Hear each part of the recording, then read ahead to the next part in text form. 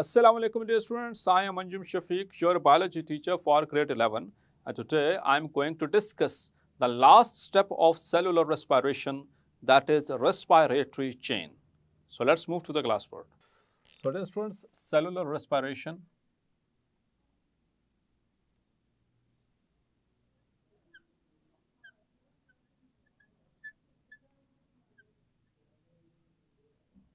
And we are at the final step now, the fourth step of cellular respiration. The first step was glycolysis.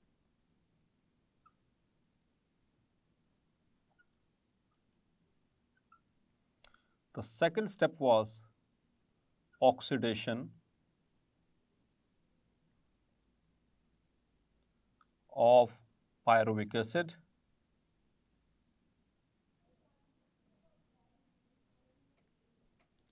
The third step was Krebs cycle. Clear?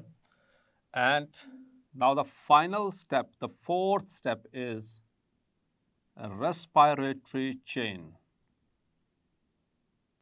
A respiratory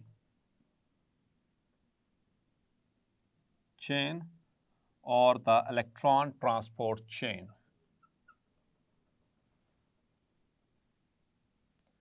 So dear students, respiratory chain, basically it is present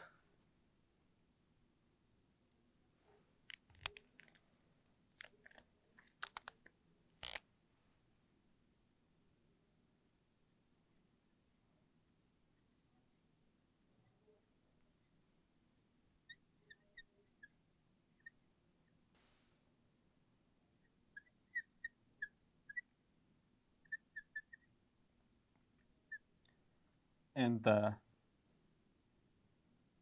inner membrane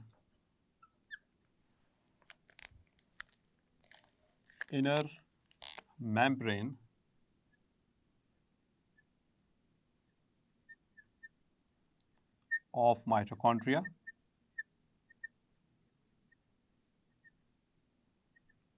जैसे electron transport chain जो थी इसकी photosynthesis की वो कहाँ पर थी, thylakoid membrane के अंदर। इस तरह से यहाँ पर जो रेस्पिरेटरी चेन की जो इलेक्ट्रॉन ट्रांसपोर्ट चेन है वो माइटोकॉन्ड्रिया की इनर मेम्ब्रेन में मौजूद है। Clear? So the NADH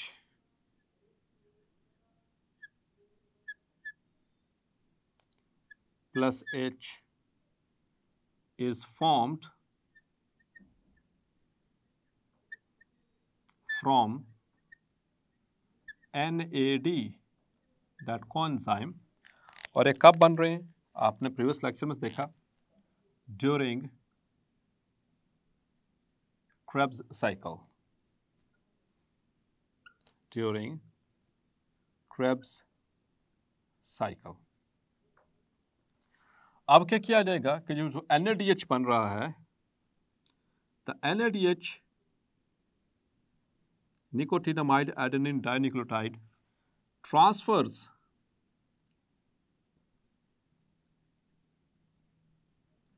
its hydrogen, इसका जो हाइड्रोजन है, its hydrogen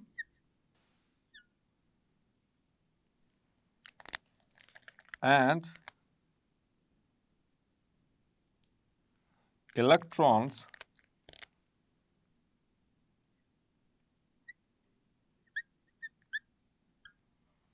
to the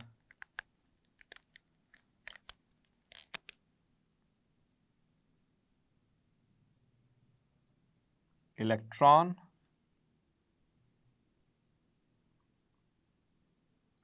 transport chain. Clear? Which is present in the mitochondria membrane, inner membrane, electron transport chain. Now the electron transport chain will, the electron transport chain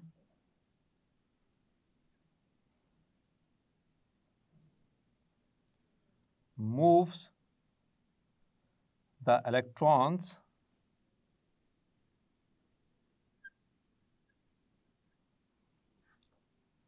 and here ATP is formed while electrons move from higher level or a higher energy level to lower energy level. तो हम पहले बात कर चुके हैं कि कोई भी इलेक्ट्रॉन या कोई भी ऐसा एटम जो इस तरह के कंपोनेंट्स जो हाई एनर्जी लेवल पे हों, जब वो लो एनर्जी लेवल पे आते हैं तो एनर्जी को रिलीज़ करते हैं। तो इसी तरह से इलेक्ट्रॉन्स भी जब हाई एनर्जी लेवल से लो एनर्जी लेवल की तरफ मूव कर रहे होंगे तो वो एनर्जी को रिलीज़ करेंगे, और वो एनर्जी किस लिए इस्तेमाल होगी? For the formation of ATP. Clear? अब जो सब्सटेंसेस हैं इलेक्ट्रॉन रेस्पिरेटरी चेन के, नाउ द substances या जिसको आप कह सकते हैं components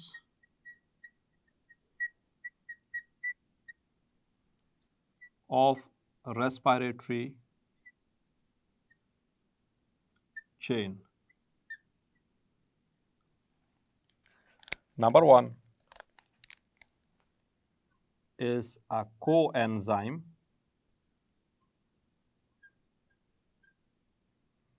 that is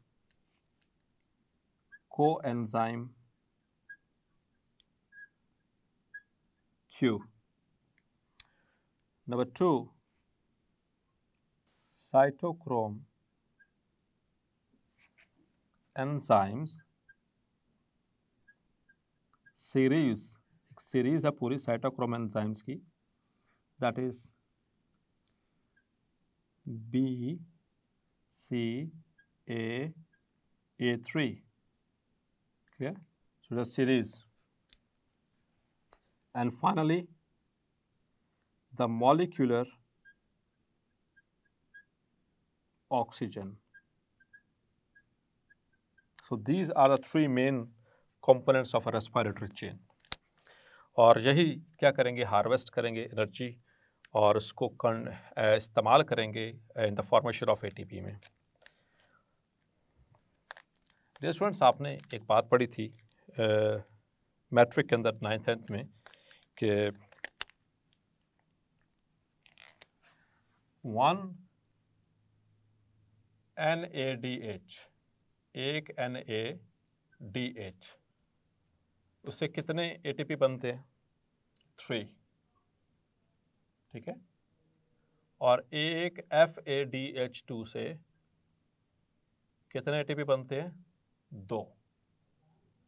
और ये बनते कहाँ पे हैं? आइए अब देखते हैं उसको।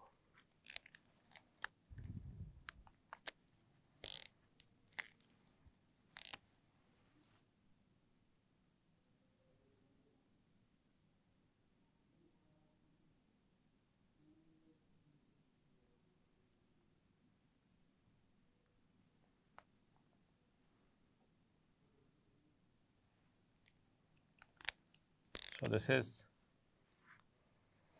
the relative energy level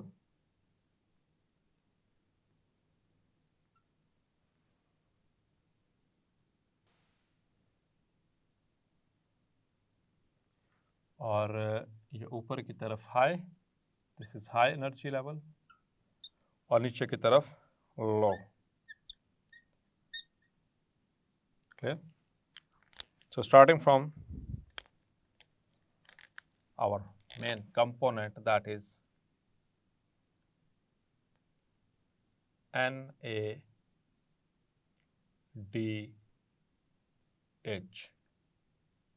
Clear?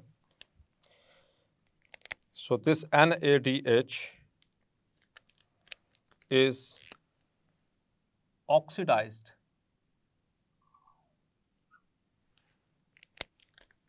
into NAD, मतलब कि यहाँ से हाइड्रोजन भी निकल रहा है। पॉजिटिव चार्ज आने का मतलब है यहाँ से इलेक्ट्रॉन्स भी रिमूव हो गए। So this is oxidized by the first component, that is coenzyme Q. Coenzyme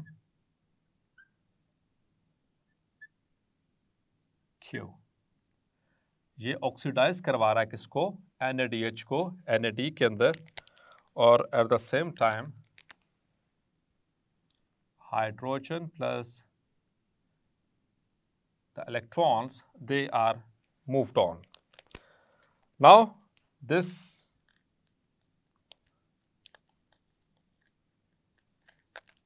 coenzyme Q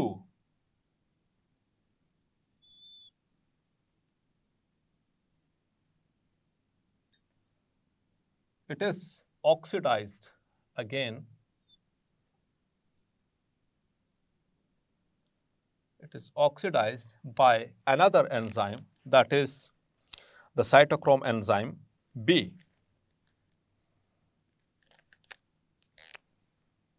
It is oxidized by cytochrome B.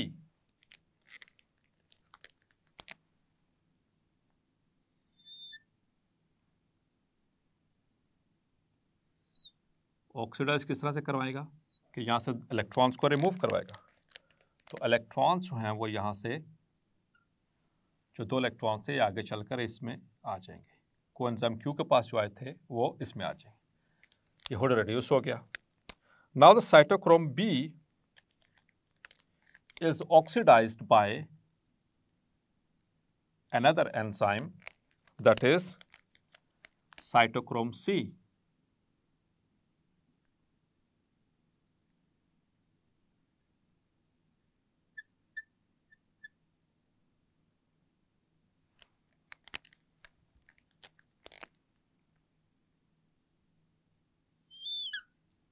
सो यहाँ तक पहले पूरा कर लेते हैं, इसको कंप्लीट करते हैं, फिर आगे मूव करेंगे। तो डियर स्टूडेंट्स, जब कोएंजाइम Q ने NADH को ऑक्सीडाइज करवाया तब इतनी एनर्जी रिलीज हुई कि एक ATP, एक NADP, it will be converted into ATP. ये इनऑर्गेनिक फॉस्फेट के साथ कंबाइन किया जाएगा और किसमें कन्वर्ट किया जाएगा? ATP। जब ऑक्सीडेशन हुई है किसकी? NADH की। किसने करवाई? कोएंजाइम Q ने। तो इतनी एनर्जी रिलीज हुई कि एक ADP कन्वर्ट किया गया into 1 ATP with the help of when the inorganic phosphate is added. इसी तरह से साइटोक्रोम B को जब ऑक्सीडाइज करवाया किसने? साइटोक्रोम C ने। यहाँ पर भी इतनी एनर्जी रिलीज होती है कि एक और ADP इनऑर्गेनिक फॉस्फेट के साथ मिलकर बना देता है ATP। Is that clear? या यहाँ तक बात समझ आ गई? तो इलेक्ट्रॉन्स अब नीचे लेवल पर मूव करते चले जा रहे हैं, हाई लेवल से लो लेवल पर आते जा रहे हैं। अब जो साइटोक्रोम C है उसको एक एंजाइम का कॉम्प्लेक्स है वो इसको ऑक्सीडाइज करवाएगा। तो cytochrome C, it is oxidized by cytochrome A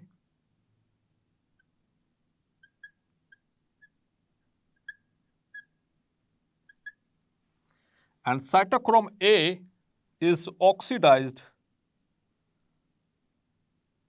by cytochrome A3। इन दोनों कॉम्प्लेक्सेस को कलेक्टिवली कहा जाता है साइटोक्रोम A।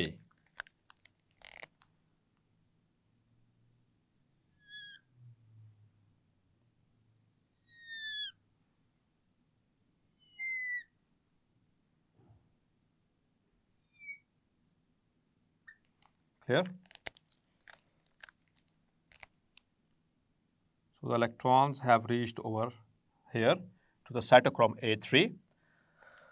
Now अब मैंने आपको कहा कि इन दोनों को cytochrome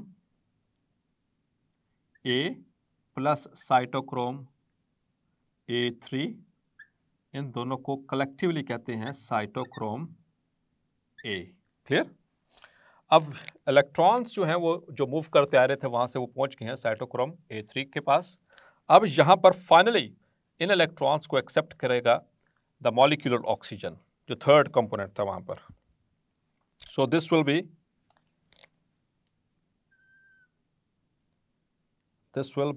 accepted, these two electrons will be accepted by the molecular oxygen।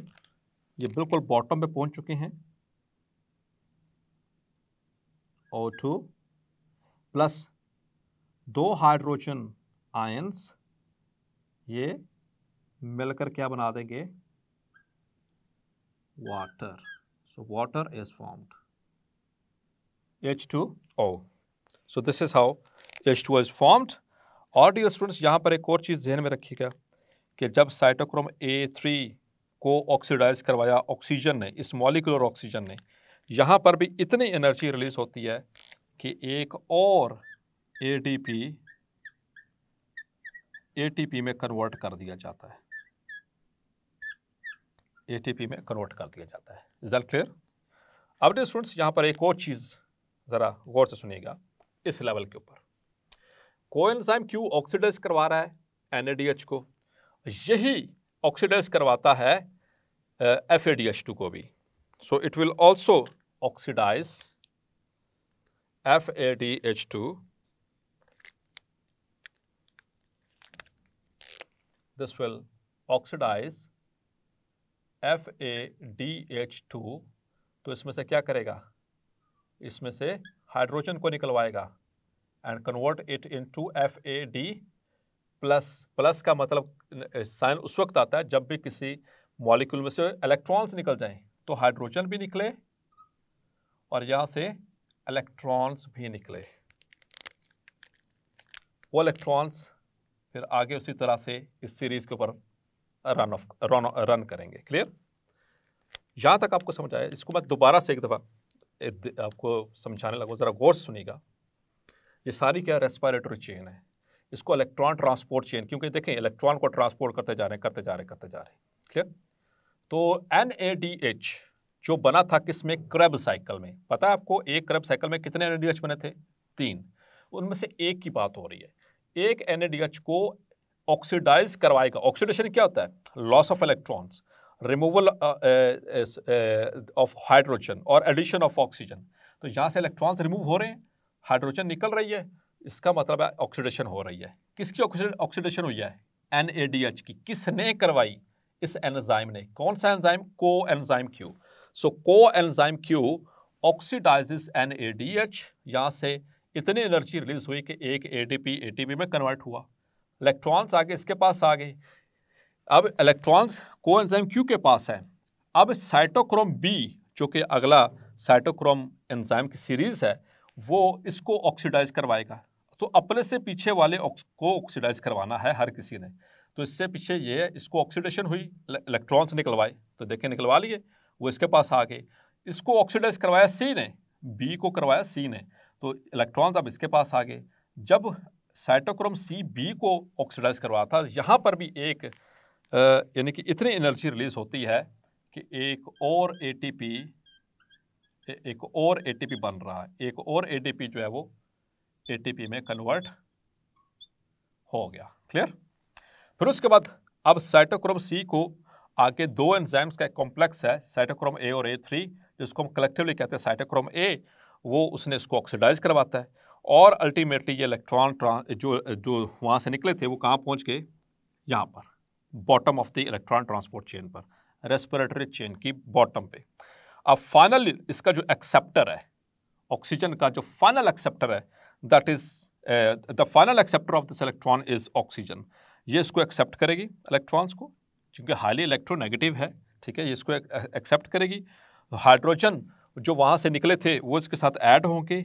इस मॉलिक्यूलर ऑक्सीजन के पास ये इलेक्ट्रॉन को एक्सेप्ट करने के बाद क्या बनवा देगी? Water molecule. यहाँ पर भी इतनी एनर्जी रिलीज होगी कि एक और एटीपी को एटीपी में कन्वर्ट कर दिया जाएगा।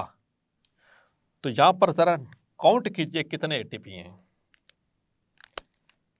सो मैं स्टार्ट करता हूँ इधर से। सो 1 एटीपी, ये किसका NADH की बात, 1 2 एंड 3।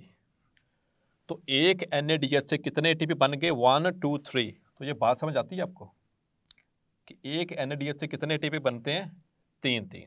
Is that clear? जो आप मैट्रिक से पढ़ते आ रहे हो, 9th क्लास से पढ़ते आ रहे हो कि एक NADH 3 एटीपी के बराबर है, वो इस तरह से होता है डियर स्टूडेंट्स। वो जब ये रेस्पिरेटरी चेन पे चढ़ेगा एक NADH, तो इस तरह से 3 एटीपी उससे बनेंगे फाइनली। आपने पढ़ा था कि एक FADH2 जो कितने एटीपी बनवाता है, 2। अब यहां पर देखें डियर स्टूडेंट्स, ये एनर्जी लेवल है, NADH बिल्कुल ऊपर है, इसका एनर्जी लेवल हाई है। ये FADH देखें, FADH2 ये उससे थोड़ा नीचे है, इसका एनर्जी लेवल NADH से कम है, ये यहां पर मौजूद है। क्लियर? तो ये इसको भी कौन ऑक्सीडाइज करवा रहा है, FADH2। तो फिर ये अपने इलेक्ट्रॉन को आगे ट्रांसफर करता यहां तक पहुंचाया। यहां से आगे देखें कितने एटीपी बन रहे हैं। अब जो एटीपी मैं मेंशन करूंगा वो किसके होंगे, FAD के। एक इसका ये हो गया, इससे ऑनवर्ड देखें, और एक इसका ये हो गया, 2। तो FADH ने कितने बनवा दिए, 2। NADH ने कितने बनवाए, 3। सो this is how this whole chain helps ultimately converting the NADH and FADH2 into ATP. Clear? अब आते हैं इसके तरह एनर्जी बजट के ऊपर। ठीक है, पूरे हम जो अब तक पढ़े सेलुलर रेस्पिरेशन, उसमें एनर्जी बजट हमारे पास क्या निकला। सो एनर्जी बजट कुछ इस तरह से हम कैलकुलेट करेंगे कि सबसे पहले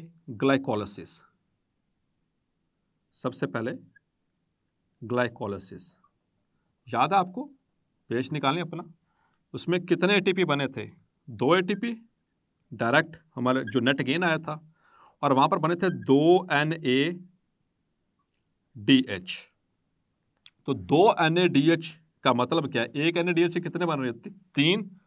सो 2 से कितने बनेंगे, 6। लेकिन डियर स्टूडेंट्स, यहां पर जब वो पायरुविक एसिड जो है वो बनता है, पायरुविक एसिड की कन्वर्शन होती है एसिटिक एसिड में, और उसको जब ट्रांसपोर्ट किया जा रहा होता है माइटोकॉन्ड्रिया में, तो एक NADH इस्तेमाल हो जाता है।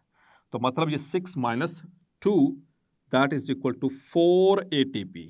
यहाँ पर कितने बच गए, 4। वैसे 6 बनने थे, लेकिन 2 इस्तेमाल हो चुके, तो यहाँ पर बच गए 4। ठीक है, ये तो ग्लाइकोलाइसिस का था। अब आ जाए जरा इस पे सेकेंड स्टेप के, ये 1। Number 2 that is the oxidation of pyruvate. इस पे आ जाए जरा, ठीक है, सेकंड स्टेप पे। तो यहां पर आपने देखा था कि 2 NADH बन रहे हैं, याद है ना आपको, एक पायरुवेट से एक NADH बना, तो चूंकि 2 पायरुवेट होते हैं तो 2 NADH बन गए, मतलब ये एक 2 3s are 6। तो यहां पर 6 ATP यहां पर बन गए। क्लियर? उसके बाद आ जाए क्रेब्स साइकिल पे, तीसरे स्टेप पे, क्रेब्स साइकिल। तो क्रेब्स साइकिल में डियर स्टूडेंट कितने NADH, एक साइकिल में कितने बन रहे थे, 3, याद आपको, ठीक है। तो 3 NADH बने, तो 3 NADH का क्या मतलब है, 3 × 3 that is equal to 9 ATP। और एक FADH बना था, FADH2, मतलब कि 1 × 2 दैट इज इक्वल टू 2। यहाँ से 2 ATP, क्योंकि एक ही FADH2 बना था। और इसके अलावा एक वहाँ पर हमें ATP बनाया था जो कि GTP से बना था, याद आपको। तो एक ATP ये हो गया, 1 ATP। ये कब का है, जब एक दफ़ा पायरुवेट एक साइकिल चलता है। तो पायरुवेट कितने बनते थे, 2। तो ये साइकिल 2 दफ़ा जब रन करेगा, यानी 2 से, तो ये कितना हो जाएगा, 9 + 9, ये हो जाएगा 2 + 2, और ये हो जाएगा 1 + 1, मतलब कि 9 + 9 18, 2 + 2 4, और ये 1 + 1 2। तो ये हमारे पास टोटल एनर्जी बजट है, कैलकुलेट कर लें। सो यहाँ से शुरू करें, 2 ATP यहाँ पर, 4 ATP यहाँ पर, 6, और फिर 6 ATP यहाँ पर, 6 + 6 12, उसके बाद 18 ATP यहाँ पर, और 4 + 2 यहाँ पर। क्लियर? तो 2 + 4 6, और ये भी 6, और ये भी 6, ठीक है। ये कितना हो गया? 18, ये 6, 6 और ये 6, 18, 18 + 18 कितना हो गया dear student? That is 36 ATP, जिसमें से 2 इस्तेमाल हुए थे, अगर उसको भी डाल दे तो 38। Clear? So this is from 1 glucose molecule. 1 glucose जब कंप्लीटली ऑक्सीडाइज होगा तो उससे कितने ATP बनेंगे? 36 ATP। 36 ATPs are formed. So dear students, hopefully आज का लेक्चर भी आपको क्लैरिफाई हो गया होगा।